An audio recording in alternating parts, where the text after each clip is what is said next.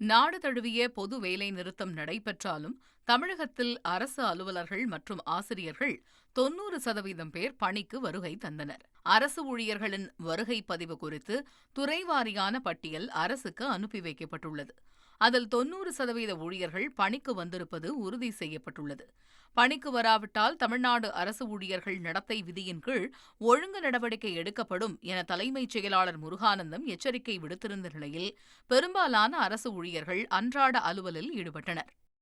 பாட்னாவில் தேர்தல் ஆணையத்தின் வாக்காளர் பட்டியல் திருத்தத்திற்கு எதிர்ப்பு தெரிவித்து நடைபெற்ற ஆர்ப்பாட்டத்தில் ராகுல் காந்தி கலந்து கொண்டார். பீகார் மாநிலம் பாட்னாவில் தேர்தல் ஆணையத்தின் வாக்காளர் பட்டியல் திருத்தத்திற்கு எதிர்ப்பு தெரிவித்து மகாகத்பந்தன் சார்பில் நடைபெற்ற போராட்டத்தில் ராகுல் காந்தி கலந்து கொண்டார். வாக்காளர் பட்டியலில் இடம்பெறாதவர்கள் இந்தியர் என்பதை நிரூபிக்க தங்களுடைய பெற்றோரின் பிறப்பிடம் சார்ந்த சான்றுகளையும் வழங்க வேண்டும் என தேர்தல் ஆணையம் கூறியிருந்தது.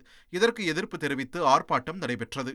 ட்ரெண்டை ஃப்ரெண்ட் ஆக்கிக்கோங்க. தந்தி டிவியின் சப்ஸ்கிரைபர்ஸ் அண்ட் ஃபாலோவர்ஸ் குடும்பத்தில் நீங்களும் இணையுங்க.